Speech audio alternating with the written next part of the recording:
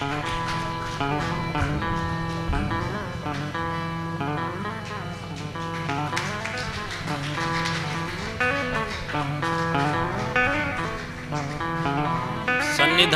ನಗರಿಯು ದುಂದುಭಿಯು ಬನ್ನಂಜಿಯವರ ಸಂಭ್ರಮವನ್ನು ಸಾದರಪಡಿಸುತ್ತಿದೆ.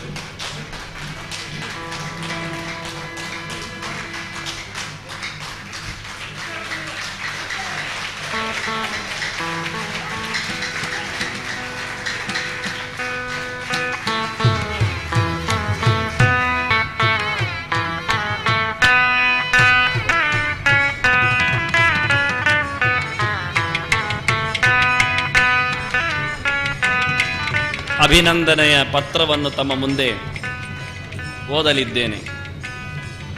ತುಳು ಶಿವಳ್ಳಿ ಮಾಧ್ವ ಬ್ರಾಹ್ಮಣ ಮಹಾಮಂಡಲ ರಿಜಿಸ್ಟರ್ ಉಡುಪಿ.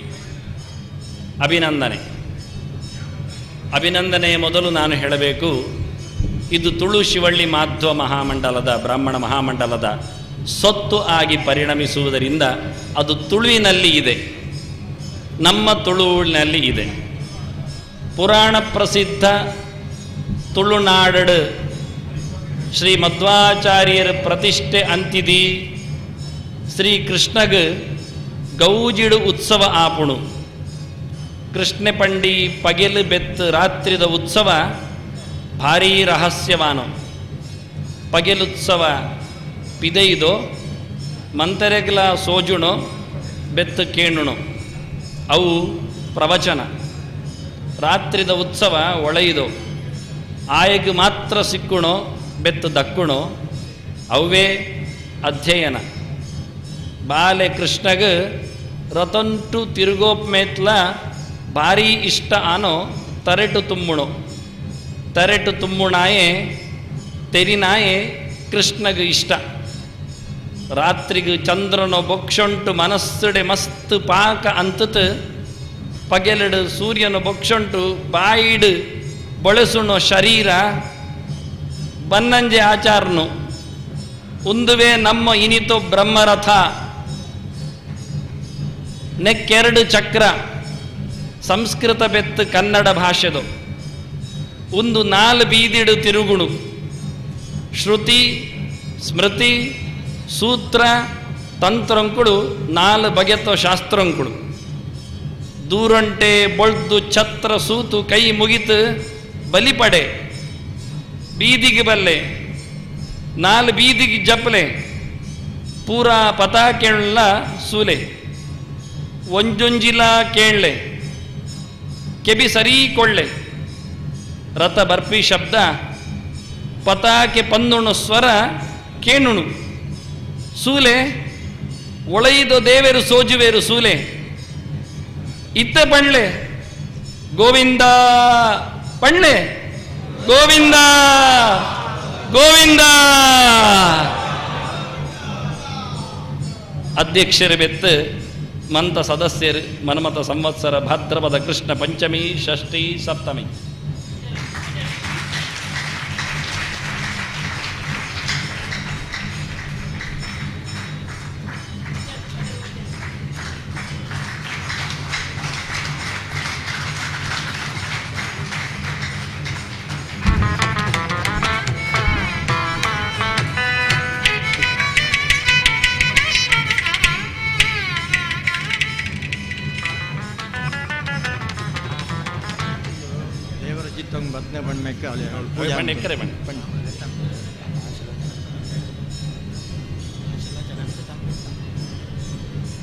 ನಾನಾಗಲೇ ಶ್ರೀಪಾದರಿಗೆ ಶಾಲು ಹೊದಿಸಿ ಶ್ರೀಪಾದರು ತುರಾಯಿ ಇಡುವಾಗಲೇ ಹೇಳಿದೆ, ದೇವಸ್ಥಾನದ ನಗರಿ ದೇವದುಂದುಬಿ ಬನ್ನಂಜಿಯವರನ್ನು ನಾದದ ಮೂಲಕ ನಾದಯೋಗಿಯನ್ನು ಖುಷಿಗೊಳಿಸಿದೆ ಅಂತ. ಹೌದು, ಒಳಗೆ ದೇವಿಗೆ ಮಂಗಳಾರತಿ ಆಗ್ತಾ ಇದೆ, ಇಲ್ಲಿ ದೇವಿಯ ಮಾತಿನ ರೂಪಕ್ಕೆ ಅಲಂಕಾರ ಆಗ್ತಾ ಇದೆ. ಸಕ್ತು ಮಿಮತಿತ ಉನಾಪುನಂತು ಯತ್ರ ಧೀರಾ ಮನಸಾ ವಾಚಮಕ್ರತ ಅತ್ರ ಸಖಾಯ ಸಖ್ಯಾನಿ ಜಾನತೆ ಭದ್ರೈಷಾಂ ಲಕ್ಷ್ಮೀ ನಿಹಿತಾಚಿ ವಾಚಿ. ವೇದ ಮಂತ್ರ ಹೇಳಿದೆ, ಲಕ್ಷ್ಮಿ ನನಗೆ ಬರಬೇಕು ಅಂತ. ಸುವರ್ಣವೃಷ್ಟಿಯ ಕನಕವೃಷ್ಟಿಯ ಕರೆಯುತ ಬಾರೆ ಮನಕಾಮನೆಯ ಸಿದ್ಧಿಯ ತೋರೆ ಅಂತ. ಬಂಗಾರದ ಮಳೆ ಬರಬೇಕು ಅಂತ. ಸುವರ್ಣವೃಷ್ಟಿ, ಸುವರ್ಣ ಅಂದರೆ ಬಹಳ ಸುಂದರವಾದ ಅಕ್ಷರಗಳ ವೃಷ್ಟಿ. ಹಾಗಾಗಿ ಯಾವತ್ತೂ ಬನ್ನಂಜಿಯವರ ಸಂಭ್ರಮದಲ್ಲಿ ಸನ್ಮಾನಿಸುವಲ್ಲಿ ಬನ್ನಂಜಿಯವರಿಗೆ ಇಷ್ಟವಾದ ಹಾಡನ್ನು ಹಾಡುವುದಿದೆ. ಹಾಡಲಿಕ್ಕೆ ಹೇಳಿದ್ದೇನೆ, ಕವಿತೆ ಬಂದು ಹಾಡಬೇಕು ಬನ್ನಂಜಿಯವರಿಗೆ, ಅದು ಕೇಳಿಸಬೇಕು. ಕೃಷ್ಣರಾಜ ಮತ್ತೆ ನಾನಾಗಲೇ ಹೇಳಿದ್ದೇನೆ, ಕೃಷ್ಣರಾಜ ಮತ್ತು ಕವಿತೆ ಯಾವತ್ತೂ ಬನ್ನಂಜಿಯವರ ಹತ್ತಿರದಲ್ಲಿದ್ದಾಗ ಆ ಶಬ್ದವನ್ನು ಕೇಳಿಸುವ ಕ್ರಮ. ಸಂಭ್ರಮದ ಹೊತ್ತಿನಲ್ಲಿ ಒಂದು ಎರಡು ನುಡಿಯನ್ನಾದರೂ ಕೇಳಿಸಿ, ನಿಮ್ಮ ನಿತ್ಯದ ನುಡಿಯನ್ನಾದರೂ ಕೇಳಿಸಿ, ಆ ಬಳಿಕ ಶ್ರೀಪಾದರು ಆಶೀರ್ವಚನವನ್ನು ನೀಡಲಿದ್ದಾರೆ. ಬನ್ನಂಜಿಯವರನ್ನು ಶತಮಾನದವರೆಗೆ ಆಶೀರ್ವಚಿಸಲಿದ್ದಾರೆ, ಅವರನ್ನು ಮತ್ತಷ್ಟು ಸುದೃಢಗೊಳಿಸಲಿದ್ದಾರೆ. ಮೂಲಕ ಎಲ್ಲರಿಗೂ ಹಂಚುತ್ತಾರೆ, ಬಡಿಸ್ತಾರೆ. ಅದುವೇ ನಮ್ಮ ಬನ್ನಂಜಿಯ ಶರೀರ, ಅದು ನಮ್ಮೆಲ್ಲರ ಬ್ರಹ್ಮರಥ. ಇದಕ್ಕೆರಡು ಚಕ್ರ, ಅದು ಕನ್ನಡ ಮತ್ತು ಸಂಸ್ಕೃತ ಭಾಷೆದ್ದು. ಇದು ನಾಲ್ಕು ಬೀದಿಯಲ್ಲಿ ತಿರುಗಾಡುತ್ತದೆ. ಒಂದು ಶ್ರುತಿ, ಒಂದು ಸ್ಮೃತಿ, ಒಂದು ಸೂತ್ರ, ಒಂದು ತಂತ್ರ. ಈ ನಾಲ್ಕು ಕಡೆಗೂ ಹೋಗತಕ್ಕಂತಹ ಈ ವ್ಯಕ್ತಿ ನಮಗೆ ದೂರದಲ್ಲಿ ಬೆಳಕು ಕಂಡು ಬಿಳಿತಲೆ ನೋಡಿ ಕೈ ಮುಗಿದು ಓಡಬೇಡಿ, ಹತ್ತಿರ ಬನ್ನಿ. ಹತ್ತಿರ ಬಂದು ಒಂದೊಂದು ಅಲ್ಲಿನ ಪತಾಕೆಗಳಲ್ಲಿಯೂ ಬರತಕ್ಕಂತಹ ಶಬ್ದವನ್ನು ಕೇಳಿ ಸಂಭ್ರಮಿಸಿ ಹೇಳಿಕೊಂಡು ನಾನು ಅವರನ್ನು ಕರೆದಿದ್ದೇನೆ. ತುಷಿಮಾಮದವರು ಶ್ರೀಪಾದರ ಮೂಲಕ ಅವರಿಗೆ ಅಂತಹ ರೀತಿಯ ಅಭಿನಂದನೆಯನ್ನು ಸಲ್ಲಿಸಿದ್ದಾರೆ. ಹೇಳುತ್ತಾ ಅಭಿನಂದನೆಯ ಹೊತ್ತಿನಲ್ಲಿ ಆಗುವ ಹಾಡು ಕೇಳಿಸಿಕೊಳ್ಳಿ, ಮತ್ತೆ ಆಶೀರ್ವಚನ.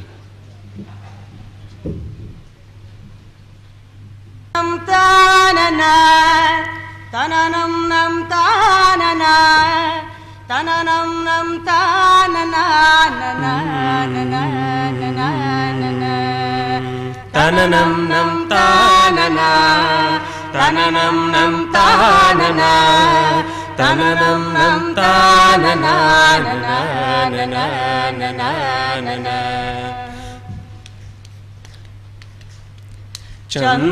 ಚಂದ್ರವಿಭೂಷಣ ಚಂದ್ರಪುರೋಗೈರ್ವಂದ್ಯಪದಾಂಬುರುಹಂ ಪವಮಾನಂ ವಂದ್ಯಪದಾಂಬುರುಹಂ ಪವಮಾನಂ ಆನಂದತೀರ್ಥಮಹಾಮುನಿರಾಜಂ ಗೋವಿಂದ ಭಕ್ತ ಶಿಖಾಮಣಿ ಮೀಡೆ ಆನಂದತೀರ್ಥಮಹಾಮುನಿರಾಜಂ ಗೋವಿಂದ ಭಕ್ತ ಶಿಖಾಮಣಿ ಮೀಡೆ ತನನಂ ನಂ ತಾನನ ತನನಂ ನಂ ತಾನನ ತನನಂ ನಂ ತಾನನ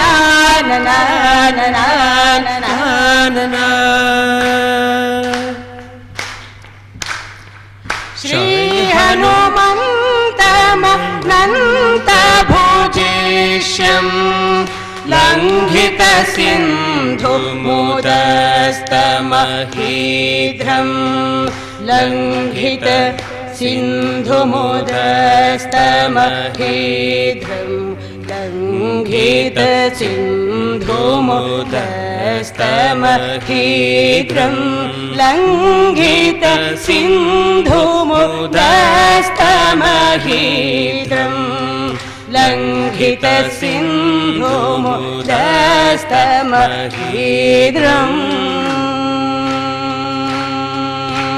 ಲಂಘಿತ ಸಿಂಧು ಮುದಸ್ತಮಹೀಧ್ರಂ ಲಂಘಿತ ಸಿಂಧು ಮುದಸ್ತಮಹೀಧ್ರಂ ಲಂಘಿತ ಸಿಂಧು ಮುದಸ್ತಮಹೀಧ್ರಂ ಆನಂದತೀರ್ಥ ಮಹಾಮುನಿರಾಜಂ ಗೋವಿಂದ ಭಕ್ತ ಶಿಖಾಮಣಿ ಮೀಡೆ ಆನಂದತೀರ್ಥ ಮಹಾಮುನಿರಾಜಂ ಗೋವಿಂದ ಭಕ್ತ ಶಿಖಾಮಣಿ ಮೀಡೆ ತನನಂ ನಂ ತಾನನ ತನನಂ ನಂ ತಾನನ ತನನಂ ನಂ ತಾನನ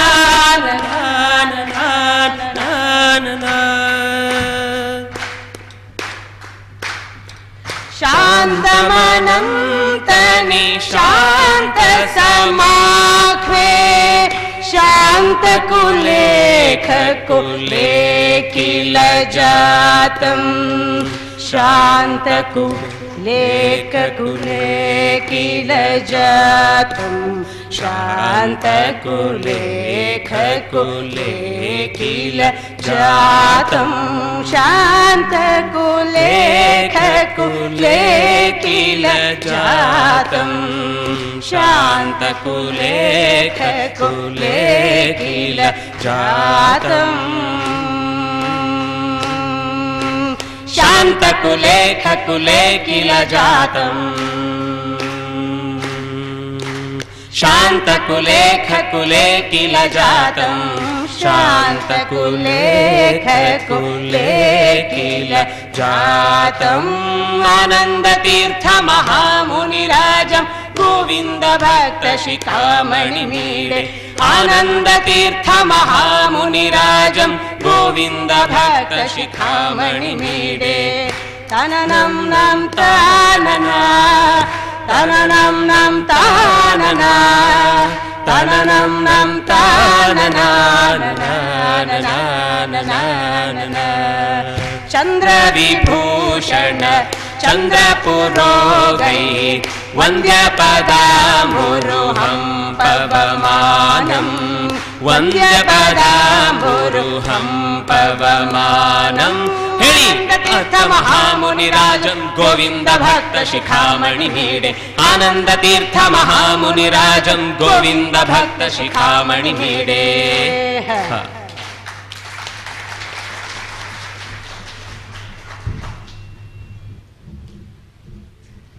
ಗೋವಿಂದ ಭಕ್ತರು ಪೆನ್ನು ಹಿಡಿದು ಸಾರಸ್ವತ ಲೋಕಕ್ಕೆ ಅನೇಕ ಗ್ರಂಥಗಳ ಸಮರ್ಪಣೆ ಮಾಡಿದವರು ಬನ್ನಂಜಿಯವರು. ಅವರ ಬಗ್ಗೆ ವಿಷ್ಣುವಿನ ಸಹಸ್ರನಾಮದ ಪಠಣದೊಂದಿಗೆ ತಮ್ಮ ತಮ್ಮ ಆರೋಗ್ಯವನ್ನು ಸುಧಾರಿಸಿಕೊಳ್ತಾ ಜ್ಞಾನದ ಮಾರ್ಗದಲ್ಲಿ ಹೆಚ್ಚು ಇಡ್ತಾರೆ ಅಂತ ಈಗ ಸುಗುಣಮಾಲ ಬನ್ನಂಜಿಯವರನ್ನು ಕುಸುಮ ಮಾಲೆಯಿಂದ ಸಂತೋಷಗೊಳಿಸಬೇಕು ಅಂತ ಕೇಳಿಕೊಳ್ಳುತ್ತೇನೆ. ಶ್ರೀಪಾದರ ಆಶೀರ್ವಚನವನ್ನು ಮಾಡಿ ಶ್ರೀಪಾದರು ತಮ್ಮ ನೆಲೆಯಲ್ಲಿ ಬನ್ನಂಜಿಯವರನ್ನು ನಾನು ಸನ್ಮಾನಿಸಬೇಕು ಅಂತ ಸಂಭ್ರಮಿಸಿಕೊಂಡಿದ್ದಾರೆ. ಅದಕ್ಕೆ ಅವಕಾಶ ಮಾಡಿಕೊಡ್ತಾ ಇದ್ದೆ.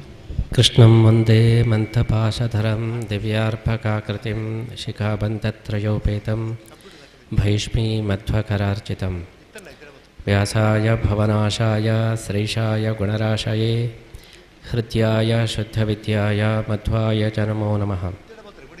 ಬುದ್ಧಿರ್ಬಲಂ ಯಶೋಧೈರ್ಯಂ ನಿರ್ಭಯತ್ವಂ ಅರೋಗತ ಅಜಾಡ್ಯಂ ವಾಕ್ಪಟುತ್ವಂಚ ಹನುಮಸ್ಮರಣಾತ್ ಭವೇತ್. ಆಪಾದಮೌಲಿಪರ್ಯಂತಂ ಗುರುಣಾಂ ಆಕೃತಿಂ ಸ್ಮರೇತ್ ತೇನ ವಿಘ್ನಾಃ ಪ್ರಣಶ್ಯಂತಿ ಸಿದ್ಧ್ಯಂತಿ ಚ ಮನೋರಥಾಃ. ಶ್ರೀ ಗುರುಭ್ಯೋ ನಮಃ. ಬಹಳ ಒಂದು ಅನ್ವರ್ಚಕವಾದ ಸಹಸ್ರ ಚಂದ್ರ ದರ್ಶನ ಉತ್ಸವವು ಚಂದ್ರನ ಗುಣಗಾನದೊಂದಿಗೆ ನಡೆದಿದೆ. ಚಂದ್ರ ಪುರೋಗಮ ಚಂದ್ರ ಪುರೋಗೈಹಿ ಎಂಬುದಾಗಿ ಚಂದ್ರನ ಸ್ಮರಣೆಯಿಂದ ಸಹಸ್ರ ಚಂದ್ರ ದರ್ಶನದ ಈ ಒಂದು ಉತ್ಸವ ಬಹುಶಃ ಇತಿಹಾಸದಲ್ಲಿ ಅತ್ಯಂತ ಅಪೂರ್ವವಾದಂತಹ ಒಂದು ಸಹಸ್ರ ಚಂದ್ರ ದರ್ಶನ ಆಗಿದೆ.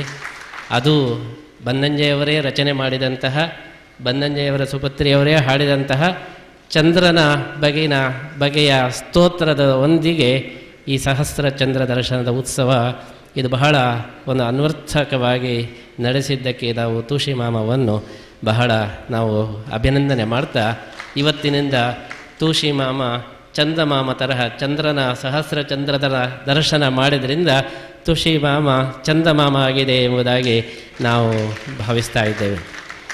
ಬನ್ನಂಜೆಯವರಂತಹ ಒಂದು ಸ್ಫೂರ್ತಿದಾಯಕ ವ್ಯಕ್ತಿತ್ವವನ್ನು ಗುರುತಿಸಿ ಮುಂದಿನ ಪೀಳಿಗೆಗೂ ಒಂದು ಪ್ರೇರಣೆ ಸತ್ಪ್ರೇರಣೆ ಕೊಡತಕ್ಕಂತಹ ಕೆಲಸವನ್ನು ಇವತ್ತು ತುಳಸಿಮಾಮ ಮಾಡಿದೆ. ಬನ್ನಂಜೆಯವರು ಒಂದು ವ್ಯಕ್ತಿ ಅಲ್ಲ, ಅವರೊಂದು ವ್ಯಕ್ತಿತ್ವ. ಅವರು ಒಂದು ಬರೇ ಒಬ್ಬ ಮನುಷ್ಯ ಅಲ್ಲ, ಅವರು ಒಬ್ಬರು ಆದರ್ಶ ಮಾನಸ ಎಂಬುದಾಗಿ ನಾವು ಹೇಳಬಹುದು. ಬನ್ನಂಜೆಯವರಲ್ಲಿ ನಾವು ಗುರುತಿಸಬಹುದಾದಂತಹ ಬಹಳ ದೊಡ್ಡ ಒಂದು ಪಾಂಡಿತ್ಯ ಅಂದರೆ ಅವರು ವೇದಾಂತ ಶಾಸ್ತ್ರದಲ್ಲಿ ಅಥವಾ ಸಾಹಿತ್ಯದಲ್ಲಿ ಬೇರೆ ಯಾವ ಶಾಸ್ತ್ರದಲ್ಲಿ ಪಾಂಡಿತ್ಯವನ್ನು ಹೊಂದಿದ್ದರೂ ಕೂಡ ಅವರ ಹೆಚ್ಚಿನ ಪಾಂಡಿತ್ಯ ಮನಃಶಾಸ್ತ್ರದಲ್ಲಿದೆ ಎಂಬುದನ್ನು ನಾವು ಗುರುತಿಸ್ತಾ ಇದ್ದೇವೆ. ಯಾಕೆಂದರೆ ಮನಃಶಾಸ್ತ್ರದ ಅವರು ಪಂಡಿತರಾದ್ದರಿಂದ ಇವತ್ತು ಎಂದೂ ಕೂಡ ಒಮ್ಮೆಯೂ ಕೂಡ ಬನ್ನಂಜೆಯವರ ಭಾಷಣ ಬೋರ್ ಆಗಿದೆ ಎಂಬುದನ್ನು ನಾವು ಎಂದೂ ಕೇಳಲಿಲ್ಲ. ಬೇರೆಯವರ ಭಾಷಣ ಎಲ್ಲ ಬೋರ್ ಆಗಿರಬಹುದು, ಆದರೆ ಒಮ್ಮೆಯಾದರೂ ಕೂಡ ಬನ್ನಂಜೆಯವರು ಯಾವ ವಿಷಯದ ಬಗ್ಗೆ ಮಾತಾಡಿದರೂ ಕೂಡ ಅಯ್ಯೋ ಬೋರಾಯಿತು ಅಂತಿಲ್ಲ. ಬೋರಾದ ವಿಷಯವನ್ನು ಕೂಡ ಆಕರ್ಷಕವಾಗಿ ಮಾತಾಡ್ತಕ್ಕಂತಹ ವ್ಯಕ್ತಿತ್ವ ಅವರಲ್ಲಿ ಇದೆ. ನಮಗೆಲ್ಲರಿಗೂ ತಿಳಿದಂತಹ ವಿಷಯವನ್ನು ಕೂಡ ಇನ್ನಷ್ಟು ಕೇಳೋಣ ಅನ್ನತಕ್ಕಂತಹ ಈ ರೀತಿ ಮಾತುಗಾರಿಕೆಯನ್ನುಂಟು. ಇದು ಮನಃಶಾಸ್ತ್ರಜ್ಞರಿಗೆ ಮಾತ್ರ ಸಾಧ್ಯ. ಹಾಗಾಗಿ ಅವರು ದೊಡ್ಡ ಮನಃಶಾಸ್ತ್ರಜ್ಞರು. ಕೃಷ್ಣ ಹೇಗೆ ಮನಃಶಾಸ್ತ್ರ ಪ್ರವರ್ತಕವಾದಂತಹ ಭಗವದ್ಗೀತೆಯನ್ನು ಕೊಟ್ಟನೋ ಅದನ್ನು ಅನುಸರಿಸಿ ನಮ್ಮ ಬನ್ನಂಜೆಯವರು ಬಹಳ ದೊಡ್ಡ ಮನಃಶಾಸ್ತ್ರಜ್ಞರಾದ್ದರಿಂದ ಇಷ್ಟು ಮನಸ್ಸುಗಳನ್ನು ಗೆಲ್ಲಲಿಕ್ಕೆ ಸಾಧ್ಯವಾಯಿತು ಎಂಬುದಾಗಿ ನಾವು ಭಾವಿಸ್ತಾ ಇದ್ದೇವೆ. ಯಾಕೆಂದರೆ ಒಬ್ಬ ವೇದಾಂತದ ಪಂಡಿತರಾಗಿ ಜನರ ಮನಸ್ಸನ್ನು ಗೆಲ್ಲುವುದು ಬಹಳ ಕಷ್ಟ. ಬೇರೆ ಕ್ಷೇತ್ರದಲ್ಲಿರುವವರು ಜನರ ಮನಸ್ಸನ್ನು ಗೆಲ್ಲಬಹುದು, ಆದರೆ ಒಬ್ಬ ವೇದಾಂತದ ಧರ್ಮಶಾಸ್ತ್ರದ ಒಬ್ಬ ಪಂಡಿತರು ಮನಸ್ಸನ್ನು ಗೆಲ್ಲಬೇಕಾದರೆ ಅವರು ಮನಃಶಾಸ್ತ್ರಜ್ಞರಾಗಿದ್ದರೆ ಮಾತ್ರ ಸಾಧ್ಯ.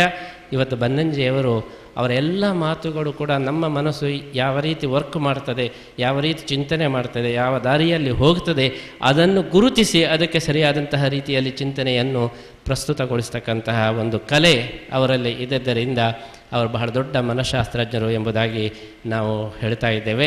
ಆದ್ದರಿಂದ ಮನಃಶಾಸ್ತ್ರಜ್ಞರಿಗೆ ಇವತ್ತು ಮನೋದೇವತೆಯ ಸಮಾರಂಭ. ಚಂದ್ರಮ ಮನಸೋ ಜಾತಃ ಅಂಥೇಳಿ, ಚಂದ್ರ ಮನಸ್ಸಿನಿಂದ ಹುಟ್ಟಿದವನು. ಅಂತಹ ಸಹಸ್ರ ಚಂದ್ರ ದರ್ಶನದ ಮುಖಾಂತರ ಮನಃಶಾಸ್ತ್ರಜ್ಞರ ಈ ಒಂದು ಸಮಾರಂಭ ಇದು ಅತ್ಯಂತ ಒಂದು ಆಕರ್ಷಕವಾದಂತಹ ಒಂದು ಸಮಾರಂಭ ಎಂಬುದಾಗಿ ನಾವು ಭಾವಿಸ್ತಾ ಇದ್ದೇವೆ. ಬನ್ನಂಜೆಯವರಲ್ಲಿ ನಾವು ಗುರುತಿಸಿದಂತಹ ಬಹಳ ದೊಡ್ಡ ಗುಣ ಯಾವುದು ಅಂತ ಹೇಳಿದರೆ ನಿಷ್ಪಕ್ಷಪಾತತೆ.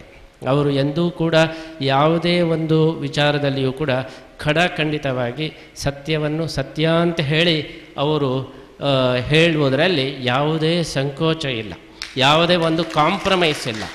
ಕಾಂಪ್ರಮೈಸ್ ಇಲ್ಲದೆ ಬನ್ನಂಜೆಯವರು ಹೇಳಿದರೆ ಅದರಲ್ಲಿ ಯಾವುದೇ ರೀತಿಯ ನಮಗೆ ಸಂಶಯ ಬರಲಿಕ್ಕೆ ಸಾಧ್ಯ ಇಲ್ಲ. ಅಂತಹ ಒಂದು ವ್ಯಕ್ತಿತ್ವ ಅವರಲ್ಲೇ ಇದೆ. ಯಾವುದೇ ಒಂದು ಸತ್ಯವನ್ನು ಯಾವ ಕಾರಣಕ್ಕೋಸ್ಕರ ಕೂಡ ಅವರು ಡೈಲ್ಯೂಟ್ ಮಾಡೋದಿಲ್ಲ. ಅವರು ಯಾವುದೇ ರೀತಿಯ ಒಂದು ಅದರಲ್ಲಿ ಕಾಂಪ್ರಮೈಸ್ ಮಾಡದೇ ಇದ್ದರಿಂದ ಬನ್ನಂಜೆ ಇವತ್ತು ಒಂದು ಅತ್ಯಂತ ಅಧಿಕೃತವಾದಂತಹ ಪಂಡಿತರಾಗಿ ಅತ್ಯಂತ ಒಂದು ಸ್ವೀಕಾರಾರ್ಹವಾದಂತಹ ಪಂಡಿತರಾಗಿದ್ದಾರೆ. ಅಂತಹ ಒಂದು ನಿಷ್ಪಕ್ಷಪಾತತೆ, ಅಂತರ್ಮುಖಿತ್ವ, ಅವರು ಹೊರಗೆ ಎಷ್ಟು ಚಿಂತನೆ ಮಾಡ್ತಾರೋ ಅಷ್ಟು ಅಂತರ್ಮುಖಿಯಾಗಿ ಅವರ ಮನಸ್ಸು. ನಮ್ಮಲ್ಲಿ ಎರಡು ಪ್ರಭೇದ ಇದೆ, ನಾವು ಸುಮ್ಮನೆ ನೋಡೋದು, ವಿಮರ್ಶೆ ಮಾಡೋದು ಅಂತ. ಅವರು ವಿಮರ್ಶಾರಹಿತವಾಗಿ ಯಾವುದನ್ನು ನೋಡೋದೇ ಇಲ್ಲ. ಪ್ರತಿಯೊಂದನ್ನು ನೋಡಿದರೂ ಕೂಡ ನಾವು ಏನೇನು ನೋಡ್ತಾ ಇರ್ತೇವೆ ಆ ವಿಷಯದ ಬಗ್ಗೆ ಅವರು ಮಾತಾಡುವಾಗ ವಿಮರ್ಶೆ ದೃಷ್ಟಿಯಲ್ಲೇ ಮಾತಾಡ್ತಾರೆ. ಪ್ರತಿಯೊಂದು ಶಬ್ದದ ಬಗ್ಗೆ, ಪ್ರತಿಯೊಂದು ವ್ಯಕ್ತಿಯ ಬಗ್ಗೆಯೂ ಕೂಡ ಅವರ ದೃಷ್ಟಿ ಕೇವಲ ವಿಮರ್ಶಾತ್ಮಕವಾದಂತಹ ದೃಷ್ಟಿ ಇರ್ತದೆ. ಇದು ಬಹಳ ಅಪೂರ್ವವಾದಂತಹ ಒಂದು ದೃಷ್ಟಿಕೋನ. ಅಂತಹ ಒಂದು ಅಂತರ್ಮುಖಿಯಾದಂತಹ ಸಾಧಕರಾದಂತಹ, ಬಹುಶಃ ಇತಿಹಾಸದಲ್ಲಿ ಇಷ್ಟು ಒಂದು ಕ್ಷೇತ್ರಗಳಲ್ಲಿ ಕೈಯಾಡಿಸಿದಂತಹ ಒಂದು ಕೊಡುಗೆಯನ್ನು ಕೊಟ್ಟಂತಹ ಒಂದು ಪಂಡಿತರನ್ನು ನಾವು ಕಾಣಲಿಕ್ಕೆ ಸಾಧ್ಯ ಇಲ್ಲ. ಇವತ್ತು ಕವಿತ್ವದ ಕ್ಷೇತ್ರದಲ್ಲಿ, ಸಾಹಿತ್ಯದ ಕ್ಷೇತ್ರದಲ್ಲಿ, ವೇದಾಂತದ ಕ್ಷೇತ್ರದಲ್ಲಿ ಎಲ್ಲ ವಿಷಯಗಳಲ್ಲಿಯೂ ಕೂಡ ಪಾಂಡಿತ್ಯ, ಎಲ್ಲ ವಿಷಯಗಳಲ್ಲಿಯೂ ಕೂಡ ವಿಮರ್ಶೆ, ಎಲ್ಲ ವಿಷಯಗಳಲ್ಲಿಯೂ ಕೂಡ ಅಧಿಕೃತವಾದಂತಹ ಒಂದು ಅಭಿಪ್ರಾಯವನ್ನು ಕೊಡತಕ್ಕಂತಹ ಒಂದು ದೊಡ್ಡ ಒಂದು ವ್ಯಕ್ತಿತ್ವ ಆಗಿದ್ದಾರೆ. ಆದ್ದರಿಂದ ಅವರಿಂದ ನಾವು ಕಲಿಯಬೇಕಾದಂತಹ ಒಂದು ಮುಖ್ಯ ವಿಷಯ ಏನು ಹೇಳಿದರೆ, ಮನುಷ್ಯ ವ್ಯಕ್ತಿಯ ಹಿಂದೆ ಹೋಗದೆ ತತ್ವದ ಹಿಂದೆ ಹೋದರೆ, ಸತ್ಯದ ಹಿಂದೆ ಹೋದರೆ ಅವನು ಯಾವಾಗಲೂ ಕೂಡ ಅವನು ಮಾನ್ಯನಾಗುತ್ತಾನೆ. ಮನುಷ್ಯನಿಗೆ ಯಾವ ವ್ಯಕ್ತಿಯನ್ನು ನಂಬಬೇಡಿ. ವ್ಯಕ್ತಿ ಎಂದಾದರೂ ಮೋಸ ಮಾಡ್ಬೋದು, ಆದರೆ ತತ್ವ ಎಂದೂ ಮೋಸ ಮಾಡುವುದಿಲ್ಲ. ಎಂದೂ ಸತ್ಯ ನಮಗೆ ಮೋಸ ಮಾಡುವುದಿಲ್ಲ, ತತ್ವ ಮೋಸ ಮಾಡುವುದಿಲ್ಲ. ನಾವು ನಂಬಿದಂತಹ ಸತ್ಯವನ್ನು, ನಾವು ನಂಬಿದಂತಹ ತತ್ವವನ್ನು ಯಾವುದೇ ಮುಜುಗರವಿಲ್ಲದೆ, ಯಾವುದೇ ಹೆಸಿಟೇಷನ್ ಇಲ್ಲದೆ ನಾವು ಅದಕ್ಕೆ ನಾವು ಬದ್ಧರಾಗಿದ್ದರೆ ಆ ತತ್ವ ನಮ್ಮನ್ನು ರಕ್ಷಣೆ ಮಾಡ್ತದೆ ಎಂಬುದನ್ನು ಬನ್ನಂಜೆಯವರ ಮುಖಾಂತರ ನಾವು ನೋಡಬಹುದು. ಅಂತಹ ಅವರ ಒಂದು ವ್ಯಕ್ತಿತ್ವವೇ ನಮ್ಮ ಕೆಲವು ಪ್ರವೃತ್ತಿಗಳಿಗೆ ಅದು ಪೂರಕವಾಗಿದೆ. ಹಾಗಾಗಿ ಇವತ್ತು ವಿದೇಶಗಳಿಗೆ ಹೋಗಿ ನಾವು ಏನೇನು ಕಾರ್ಯ ಮಾಡಿದ್ದೇವೆ ಅದಕ್ಕೆಲ್ಲ ಮೂಲ ಸ್ಫೂರ್ತಿ ಅವರು ಬನ್ನಂಜೆಯವರೇ ಆಗಿದ್ದಾರೆ ಎಂಬುದಾಗಿ ನಾವು ಈ ಸಂದರ್ಭದಲ್ಲಿ ನಾವು ಹೇಳ್ತಾ ಇದ್ದೇವೆ. ಅಂತಹ ಬನ್ನಂಜೆಯವರ ದಿಟ್ಟವಾದಂತಹ ಹೆಜ್ಜೆ, ದಿಟ್ಟವಾದಂತಹ ವಿಮರ್ಶೆ, ಯಾವುದು ಸತ್ಯ ಯಾವುದು ಒಳ್ಳೆಯದು ಅಂತ ಅನಿಸ್ತದೋ ಅದನ್ನು ಯಾವುದೇ ಮುಲಾಜಿಲ್ಲದೆ ಮಾಡತಕ್ಕಂತಹ ಆ ಧೈರ್ಯ, ಇದನ್ನು ನಮ್ಮನ್ನು ವಿದೇಶಕ್ಕೆ ತನಕ ಅದು ಕೊಂಡು ಹೋಗಿದೆ. ಆದ್ದರಿಂದ ನಮ್ಮೆಲ್ಲ ಇವತ್ತು ಬಹಿಷ್ಕೃತರ ಸಂಘವನ್ನು ಮಾಡೋದಾದರೆ ಅದಕ್ಕೆ ಅಧ್ಯಕ್ಷರಾಗಿ ಬನ್ನಂಜೆಯವರು, ನಾವು ಉಪಾಧ್ಯಕ್ಷರಾಗಿ. ಮೊಟ್ಟ ಮೊದಲು ಅಮೇರಿಕಕ್ಕೆ ಹೋದವರು ಬನ್ನಂಜೆಯವರು. 76ನೇ ಇಸವಿಯಲ್ಲಿ ಬನ್ನಂಜೆಯವರು ಅಮೇರಿಕಕ್ಕೆ ಹೋಗಿ ದೊಡ್ಡ ಕ್ರಾಂತಿಯನ್ನು ಮಾಡಿ ಆಚಾರ್ಯರ ತತ್ವವನ್ನು ಅವರೇನು ಪ್ರಸಾರ ಮಾಡಿದ್ದಾರೆ ಅದೇ ಮೂಲ ಸ್ಫೂರ್ತಿಯಿಂದ ನಾವು ಇವತ್ತು ಅಲ್ಲಿಗೆ ಹೋಗಿ ನಮ್ಮಿಂದ ಸಾಧ್ಯವಾದಂತಹ ಯಾವತ್ ಶಕ್ತಿ ಪ್ರಯತ್ನವನ್ನು ಮಾಡಿ ನಾವು ತತ್ವಪ್ರಸಾರವನ್ನು ವಿಶ್ವದಾದ್ಯಂತ ನಾವು ಮಾಡ್ತಾ ಇದ್ದೇವೆ. ಎಷ್ಟು ಸಾಧ್ಯ ಆಚಾರ್ಯರ ತತ್ವ ಅದು ನಮಗೆ ಅದು ಹೇಗೆ ಮನಸ್ಸಿಗೆ ತಟ್ಟಿದೆ ಅದನ್ನು ಜಗತ್ತಿಗೂ ಕೂಡ ಕೊಡತಕ್ಕಂತಹ ಕೆಲಸ ಮಾಡಿದರೆ ಮಾತ್ರ ನಮ್ಮ ಕನ್ವಿಕ್ಷನು ಅದು ಸಾರ್ಥಕವಾಗ್ತದೆ ಎಂಬಂತಹ ಈ ದೃಷ್ಟಿಯಲ್ಲಿ ಬನ್ನಂಜೆಯವರ ಸ್ಫೂರ್ತಿಯಲ್ಲಿ ನಾವು ಎಲ್ಲ ನಮ್ಮ ಚಟುವಟಿಕೆಗಳನ್ನು ನಾವು ಮಾಡ್ತಾ ಇದ್ದರಿಂದ ವೈಯಕ್ತಿಕವಾಗಿಯೂ ಕೂಡ ನಾವು ಈ ಸಂದರ್ಭದಲ್ಲಿ ಅವರಿಗೆ ಅಭಿನಂದನೆಯನ್ನು ಈ ಸಂದರ್ಭದಲ್ಲಿ ನಾವು ಸಲ್ಲಿಸ್ತಾ ಇದ್ದೇವೆ. ಒಬ್ಬ ಮಠಾಧಿಪತಿಯಾಗಿ, ಒಬ್ಬ ಪೀಠಾಧಿಪತಿಯಾಗಿ, ಒಬ್ಬ ತುಳು ಮಾಧ್ವನಾಗಿ ವೈಯಕ್ತಿಕವಾಗಿಯೂ ಕೂಡ ನಾವು ಬನ್ನಂಜೆಯವರಿಗೆ ಈ ಸಂದರ್ಭದಲ್ಲಿ ನಾವು ಅಭಿನಂದನೆಯನ್ನು ಸಲ್ಲಿಸ್ತಾ, ಸಹಸ್ರ ಚಂದ್ರ ದರ್ಶನದ ಜೊತೆಗೆ ಆ ಚಂದ್ರನ ಒಳಗೆ ನಾವು ಧನ್ವಂತರಿಯನ್ನು ನೋಡ್ತಾ ಇದ್ದು, ಆ ಚಂದ್ರಾಂತರ್ಗತವಾದಂತಹ ಧನ್ವಂತರಿ ಬನ್ನಂಜೆಯವರಿಗೆ ದೀರ್ಘಾಯುಷ್ಯವನ್ನು ಕೊಡಲಿ. ಇದೇ ರೀತಿ ಸಹಸ್ರ ಚಂದ್ರ ದರ್ಶನದ ಜೊತೆಗೆ ಶತಮಾನೋತ್ಸವವನ್ನು ನಾವೆಲ್ಲರೂ ಕೂಡ ಆಚರಿಸ್ತಕ್ಕಂತಹ ಭಾಗ್ಯವನ್ನು ಕೊಡಲಿ ಎಂಬುದಾಗಿ ನಾವು ಈ ಸಂದರ್ಭದಲ್ಲಿ ನಾವು ಪ್ರಾರ್ಥನೆಯನ್ನು ಮಾಡುತ್ತಾ, ಬನ್ನಂಜೆಯವರ ಬಗ್ಗೆ ನಾವು ವಿಮರ್ಶೆ ಮಾಡ್ತಾ ಇಷ್ಟು ದೊಡ್ಡ ಒಂದು ಕಾರ್ಯವನ್ನು ಮಾಡಬೇಕಾದರೆ ಇವರು ಯಾರ ಅವತಾರ ಇರಬಹುದು ಎಂಬುದನ್ನು ನಾವು ವಿಮರ್ಶೆ ಮಾಡ್ತಾ ಮಾಡ್ತಾ ನಮಗೆ ಗೊತ್ತಾಯಿತು ಬನ್ನಂಜೆಯವರು ಯಾರ ಅವತಾರ ಎಂಬುದು ಇವತ್ತು ನನಗೆ ಗೊತ್ತಾಗಿದೆ. ಬನ್ನಂಜೆಯವರು ಉಡುಪಿ ಶ್ರೀಕೃಷ್ಣನ ಕಡಗೋಲಿನ ಅವತಾರ ಎಂಬುದಾಗಿ ನಾವು ಇವತ್ತು ಭಾವಿಸ್ತಾ ಇದ್ದೇವೆ. ಕಡಗೋಲು ಭಗವಂತನ ಉಳಿದ ಆಯುಧಗಳೆಲ್ಲ ಅವತಾರ ಮಾಡಿದೆ, ಚಕ್ರ ಶಂಖ ಎಲ್ಲ ಅವತಾರ ಮಾಡಿದೆ. ಅವತಾರ ಮಾಡದೇ ಇದ್ದಂತಹ ಒಂದು ಆ ಸಾಧನ ಹೇಳಿದರೆ ಕೃಷ್ಣನ ಕಡಗೋಲು.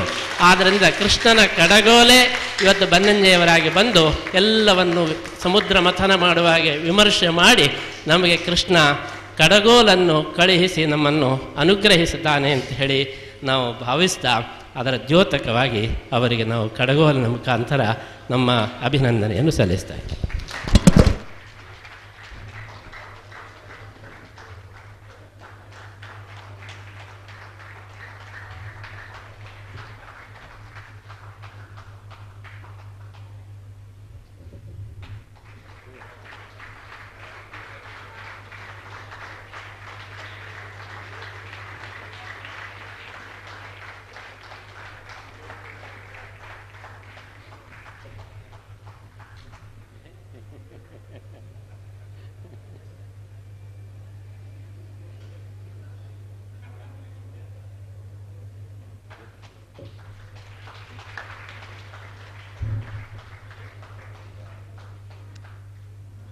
ಮನಸ್ಸಿನ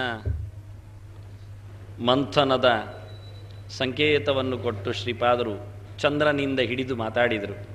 ಮನೋಭಿಮಾನಿ ಚಂದ್ರಶೇಖರ ಇವತ್ತು ಶಿವ. ನಾವು 3 ದಿನದ ಗೋಷ್ಠಿ ಮಾಡ್ತಾ ಅರ್ಪಣೆ ಮಾಡ್ತಾ ಬಂದು ಮೊದಲ ದಿನ ಬ್ರಹ್ಮೋಪದೇಶ ಮಾಡಿದ ಉಪನಿಷತ್ತಿನ ಚಿಂತನೆಯಲ್ಲಿ ನಿಂತ ಬ್ರಹ್ಮಾರ್ಪಣ ಸಂಗೀತ ಪ್ರಿಯನಲ್ಲಿಗೆ ಸಂಗೀತ ಲೋಕಕ್ಕೆ ಹೋಗಿದ್ದೆವು. 2ನೇ ದಿನ ನೃತ್ಯ ಪ್ರಿಯನಾದ ಕೃಷ್ಣನಿಗೆ ನೃತ್ಯ ಸಮರ್ಪಣೆ ಮಾಡಿ ವಿಷ್ಣು ಸಹಸ್ರನಾಮ ಹೇಳಿದ ಕೃಷ್ಣನಿಗೆ ವಿಷ್ಣು ಸಹಸ್ರನಾಮದ ಚಿಂತನೆ ಕೊಟ್ಟು ಕೃಷ್ಣಾರ್ಪಣ. ಇವತ್ತು ಶತರುದ್ರದ ಜೊತೆಯಲ್ಲಿ ಚಿಂತನೆ ಮಾಡುತ್ತಾ ಭಾಷ್ಯ ಹೇಳುತ್ತಾ ಇವತ್ತು ಶಿವಾರ್ಪಣ ಮಾಡಲಿಕ್ಕೆ ನಿಂತಿದ್ದೇವೆ. ಶಿವಾರ್ಪಣದ ಹೊತ್ತಿನಲ್ಲಿ ಮತ್ತೆ ಶ್ರೀಪಾದರಿಯನ್ನು ಹೇಳಲಿಕ್ಕೆ ಇಷ್ಟಪಟ್ಟ ಹಾಗೆ ಕಾಣುತ್ತಾ ಇದೆ. ಅಭಿನಂದನೆಯ ಅಂಗವಾಗಿ ನಾವು ಅವರಲ್ಲಿ ಕಂಡುಕೊಂಡಂತಹ ತೌಲನಿಕವಾದಂತಹ ಸಂಶೋಧನೆಯ ಒಂದು ಗುರುತಿಸುವಿಕೆ ಅಂಗವಾಗಿ ಭಗವದ್ಗೀತೆಯ ಬಗ್ಗೆ ತ್ರಿಮತಾಚಾರ್ಯರು ಬರೆದಂತಹ ಈ ಒಂದು ವ್ಯಾಖ್ಯಾನ ಏನಿದೆ ಅದರ ಬಗ್ಗೆ ನಾವು ಲೇಖನವನ್ನು ಬರೀತಾ ಇದ್ದೇವೆ. ಸುಗುಣಮಾಲಾದಲ್ಲಿ ಪ್ರಾರಂಭವಾಗುವಾಗ ಸುಗುಣಮಾಲಾ ಪ್ರಾರಂಭ ಮಾಡಿದ್ದು ನಮ್ಮ ಮೂಲ ಉದ್ದೇಶ ಬನ್ನಂಜೆಯವರ ಕೃತಿಗಳನ್ನೆಲ್ಲ ನಾವು ಕೊಡಬೇಕು ಎಂಬಂತಹ ಉದ್ದೇಶದಲ್ಲಿ. ಅದರ ಉದ್ದೇಶದಲ್ಲಿ ಪ್ರಥಮದಿಂದಲೇ ಭಗವದ್ಗೀತೆಯ 3 ಭಾಷ್ಯಗಳ ಒಂದು ತೌಲನಿಕ ಅಧ್ಯಯನ, ವೇದಗಳ ಸಂದೇಶ, ಇದರ ಒಂದು ಧಾರಾವಾಹಿಯ ಜೊತೆಗೆ ಸುಗುಣಮಾಲವನ್ನು ನಾವು ಪ್ರಾರಂಭ ಮಾಡಿದ್ದು. ಆಮೇಲೆ ಬನ್ನಂಜೆಯವರು ಬಹಳ ಬ್ಯುಸಿಯಾದ್ದರಿಂದ ಈ ಒಂದು ಭಗವದ್ಗೀತೆಯದ್ದು ನಿತ್ತು ಹೋಯಿತು. ಆಮೇಲೆ ಅವರು ಬರೀಬೇಕಾದ್ರೆ ಅಮೇರಿಕಕ್ಕೆ ಹೋಗಬೇಕಾಯಿತು. ಅಮೇರಿಕದಲ್ಲಿ ಅವರು 3ನೇ ಅಧ್ಯಾಯದ ಮತ್ತೊಂದು ತೌಲನಿಕ ಅಧ್ಯಯನದ ಭಾಗವನ್ನು ಕೊಟ್ಟಿದ್ದಾರೆ. ನಮಗೆ ಅತ್ಯಂತ ಪ್ರಿಯವಾದಂತಹ ಆ ಭಗವದ್ಗೀತೆಯ ಬಗ್ಗೆ ಆಚಾರ್ಯತ್ರಯರ ಭಾಷ್ಯದ ಒಂದು ಅನುವಾದ ಏನುಂಟು ಅದರ ಬಗ್ಗೆ ನಾವು ಆ ಲೇಖನವನ್ನು ಬರೆದು ನಾವು ಆ ಮೂಲಕ ಬನ್ನಂಜೆಯವರನ್ನು ಅಭಿನಂದಿಸ್ತೇವೆ ಎಂಬುದನ್ನು ಕೂಡ ಈ ಸಂದರ್ಭದಲ್ಲಿ ನಾವು ಹೇಳಲಿಕ್ಕೆ ಇಚ್ಛಿಸ್ತೇವೆ. ಬನ್ನಂಜೆಯವರು ಸಂಭ್ರಮದ 2 ನುಡಿಯನ್ನು ನೀಡಿ ನಮ್ಮನ್ನು ಎಲ್ಲ ಇವತ್ತಿನ 3 ದಿನದ ಕಾರ್ಯಕ್ರಮದಲ್ಲಿ ತುಷಿ ಮಾಮ ಮತ್ತು ಇತರ ಎಲ್ಲ ಅಭಿಮಾನಿಗಳನ್ನು ಅಭಿನಂದಿಸಬೇಕು ಅಂತ ಕೇಳಿಕೊಳ್ಳುತ್ತೇನೆ. ಆರಾಮವಾಗಿ ಹೋಗುವ ಅಂತ ಯೋಚನೆ ಮಾಡಿದರೆ ಪದೇ ಪದೇ ಮೈಕು ನನ್ನ ಹತ್ರ ಬರ್ತಾ ಇದೆ. ನನಗೆ ಇವತ್ತು ಒಂದು ಹೊಸ ಅನುಭವ ಆಯಿತು. ಹೂವು ಹಗುರ ಅಂತ ತಿಳ್ಕೊಂಡಿದ್ದು ಅದು ಎಷ್ಟು ಭಾರ ಅಂತ ಈಗ ಗೊತ್ತಾಗ್ತಾ ಇದೆ. ಕೊರಳಲ್ಲಿ ಧರಿಸಲಿಕ್ಕಾಗುವುದಿಲ್ಲ, ತಲೆಯಲ್ಲಿಯೂ ಧರಿಸಲಿಕ್ಕಾಗುವುದಿಲ್ಲ. ಹೂವು ಭಾರವಾಗಿ ಕೂತುಬಿಟ್ಟಿದೆ. ಅದನ್ನು ತೆಗೆಯೋಣ ಅಂದರೆ ತೆಗಿಬಾರ್ದು, ಇಟ್ಕೋಬೇಕು ಅಂದರೆ ಆ 80 ತುಂಬಿದ್ದಕ್ಕೆ ಎಷ್ಟು ಹಿಂಸೆ ಕೊಡಬಹುದು, ಅದು ಪೂರ ಕೊಟ್ಟು ಬಿಡಬೇಕು ಅನ್ನುವಂಥ ತೀರ್ಮಾನ ಮಾಡಿದಾಗೆ. ಅದನ್ನು ಅಂದರೆ ಅವರು ಹೇಳಿದಾಗ ನಾನು ಕೇಳಬೇಕು, ನಾನು ಹೇಳಿದಾಗ ಅವ್ರು ಯಾರೂ ಕೇಳೋಲ್ಲ. ಯಾಕೆಂದ್ರೆ ನಿಮಗೆ 80 ಆಗಿದೆ, ನಾವು ಹೇಳಿದಾಗ ಕೇಳಿ. ಬಹಳ ಕಷ್ಟ ಇದು, ಬಹಳ ಕಷ್ಟ. ಆದರೆ ಇದರ ಹಿಂದೆ ಇದು ಕಷ್ಟ, ಆದರೆ ತುಂಬ ಇಷ್ಟವಾದ ಕಷ್ಟ. ಯಾಕೆಂದರೆ ಅದರ ಹಿಂದೆ ಇರುವ ಪ್ರೀತಿ, ಇದೆಲ್ಲ ಮಾಡ್ತಾ ಇರೋದು ಯಾಕೆ ಅಂದರೆ ನಿಮಗೆ ನನ್ನ ಮೇಲೆ ಬನ್ನಂಜಿಯ ಮೇಲೆ ಇರತಕ್ಕಂಥ ಪ್ರೀತಿ ಅಲ್ಲೋ ಇದಕ್ಕೆಲ್ಲ ಹಿನ್ನೆಲೆ. ಈ ಪ್ರೀತಿಗೋಸ್ಕರ ಮನುಷ್ಯ ಎಷ್ಟು ಕಷ್ಟ ಬೇಕಾದರೂ ಪಡ್ತಾನೆ. ಹಾಗೆ ಈ ಒಂದು ಕಷ್ಟ ಕೂಡ ಭಾರ, ಹೂವಿನ ಭಾರ, ಅದಕ್ಕಿಂತ ಕಡಗೋಲಿನ ಭಾರ. ಅದು ಕಡಗೋಲು ಎತ್ತುವಷ್ಟು ತ್ರಾಣ ನನಗೆ ಈಗ ಸದ್ಯಕ್ಕಿಲ್ಲ. ಅದನ್ನು ಯಾರೋ ಹುಡುಗರು ಹಿಡ್ಕೊಂಡೋಗಿ ಮನೆ ಕೊಂಡೋಗಿ ಕವಾಟ್ನಲ್ಲಿ ನಾನೇ ಹಿಡ್ಕೊಂಡು ಹೋಗೋ ಹಾಗಿಲ್ಲ. 80 ಆದಮೇಲೆ ನಡೀಲಿಕ್ಕೆ ಒಂದು ದಂಟೆ ಬೇಕಲ್ವ, ಅದರ ಬದಲಿಗೆ ಆ ರೀತಿ ಹಾಗೆ ಅದು ಕೃಷ್ಣನ ನೆನಪಿಗೆ ಶ್ರೀಗಳವರು ತುಂಬ ಜನರಿಗೆ ಕಡೆಗೋಲು ಕೊಟ್ಟಿದ್ದಾರೆ. ಅದು ವಾಸ್ತವಿಕವಾಗಿ ಅದು ಕಡೆಗೋಲಲ್ಲ, ಕಡೆಗೋಲು. ಅದು ಇದು ಕಡೆಗೋಲು, ಇನ್ಯಾರು ಕೋಲು ಕೊಡಬೇಡಿ, ಇನ್ಯಾರು ಕೋಲು ಕೊಡಲಿಕ್ಕೆ ಹೋಗಬೇಡಿ, ಇದು ಕಡೆಗೆ ಹಿಡ್ಕೊಡೋದು. ಯಾಕೆಂದರೆ ಶಿವಳ್ಳಿಯ ಕಡೆಹಳ್ಳಿಯಲ್ಲಿ ನಡೆದ ಕಾರ್ಯಕ್ರಮದಲ್ಲಿ ಕಡೆಗೋಲು ನನಗೆ ಸಿಕ್ಕಿತು, ಸಂತೋಷ ಆಯಿತು. ಇದು ತುಂಬ ಆನಂದಕರವಾದಂಥ ಒಂದು ವಾತಾವರಣದಲ್ಲಿ ನೀವು ನನ್ನನ್ನು ಆನಂದಪೂರ್ವದಲ್ಲಿ ತುಂಬಿಸಿದ್ದೀರಿ. ತುಂಬ ಸಂತೋಷ. ಇವತ್ತು ನಾನೇನು ತಿಳ್ಕೊಂಡಿದ್ದೆ ಅಂದರೆ ಇವತ್ತೇನು ನಾಟ್ಯ ಕಾರ್ಯಕ್ರಮ, ಸಂಗೀತ ಕಾರ್ಯಕ್ರಮ ಏನೂ ಇಲ್ಲ, 7 ಗಂಟೆಗೆ ಮನೆಗೆ ಹೋಗ್ಬೋದು ಅಂತ ಧೈರ್ಯವಾಗಿ ಹೇಳಿಬಿಟ್ಟಿದ್ದೆ. ಈಗ ನೋಡಿದರೆ ಯಾವಾಗಕ್ಕಿಂತ ಜಾಸ್ತಿ ಹೊತ್ತು ತಗೊಳ್ತಾ ಇದೆ. ಇವತ್ತು ಯಾವಾಗಲೂ 8 ಗಂಟೆಗೆ ಹೋಗ್ತಿದ್ದೆ, ಇವತ್ತು ಇನ್ನೂ ಇಲ್ಲಿ ಹೊರಡುವ ಮುಹೂರ್ತ ಬರಲಿ. ಯಾಕಂದರೆ ನೀನು ಮತ್ತೆ ಉಪಸಂಹಾರದಲ್ಲಿ ರಾಮನಾಥ ಎಷ್ಟು ಹೊತ್ತು ಮಾತಾಡ್ತಾನೆ ಗೊತ್ತಿಲ್ಲ. ಒಂದು 15 ನಿಮಿಷ 20 ನಿಮಿಷವನ್ನು ಮಾತಾಡಿಬಿಟ್ರೆ 9 ಗಂಟೆ ತನಕ ನಾವು ಇಲ್ಲೇ ಊರಬೇಕಾಗತ್ತೆ. ಆದರೆ ಇದರ ಹಿಂದೆ ನಾನು ಇದೆಲ್ಲ ಇಷ್ಟು ಹೇಳಿದರೂ ಕೂಡ ನಿಮ್ಮೆಲ್ಲರ ಪ್ರೇಮ, ನಿಮ್ಮೆಲ್ಲರ ಪ್ರೀತಿ, ಅದರ ಜೊತೆಗೆ ಕುತ್ತಿಗೆ ಶ್ರೀಗಳವರ ಪ್ರೀತಿಯ ಪ್ರವಾಹ. ವಸ್ತುತಃ ನನಗೆ ಇನ್ನೂ ಸಹಸ್ರ ಚಂದರ್ಶನ ಆಗಿಲ್ಲ. ಅವರು ಅಡ್ವಾನ್ಸ್ ಆಗಿ ಚಂದರ್ಶನ ಮಾಡಿಸಿಬಿಟ್ರು. ಯಾಕೆಂದರೆ 1000 ಚಂದ ನೋಡಬೇಕಾದ್ರೆ 82ನೇ ವಯಸ್ಸಿನಲ್ಲಿ 1000 ಚಂದರ್ಶನ ಆಗೋದು. ನನಗಿನ್ನೂ 80 ಹಿಡಿಯುತ್ತಷ್ಟೇ. ಇನ್ನೂ 2 ವರ್ಷ ಅಡ್ವಾನ್ಸ್ ಆಗಿ 1000 ಚಂದರ್ಶನ ಮಾಡಿಸಿಬಿಟ್ರು ಶ್ರೀಗಳವರು. ಸಂತೋಷ. ಯಾಕಂದರೆ ಒಂದು ಧೈರ್ಯ ಬಂತು ನನಗೆ. ಸಹಚಂದ್ರದರ್ಶನ ಆಗೋರಿಗೆ ನಾನು ಬದುಕ್ತೇನೋ ಒಂದು ಗ್ಯಾರಂಟಿ ಶ್ರೀಪಾದಂಗಳವರಿಂದ ಆಶೀರ್ವಾದ ಬಂತು. ಅಷ್ಟರವರೆಗೆ ಆಯುಸ್ಸು ಎಕ್ಸ್ಟೆಂಡ್ ಆಯಿತು, ಇನ್ನೇನು ಹೆದರಿಕೆ ಇಲ್ಲ. ಇನ್ನು 2 ವರ್ಷ ಶ್ರೀಗಳವರ ಆಶೀರ್ವಚನದಿಂದ 1000 ಚಂದ್ರ ನೋಡುವ ತನಕ ಬದುಕುವಂಥ ಧೈರ್ಯ. ಏನೇ ಇರಲಿ, ಶ್ರೀಗಳವರ ನಿಮ್ಮೆಲ್ಲರ ಪ್ರೀತಿಗೆ ಅನಂತ ಅನಂತ ಧನ್ಯವಾದಗಳು. ನಮಸ್ಕಾರ.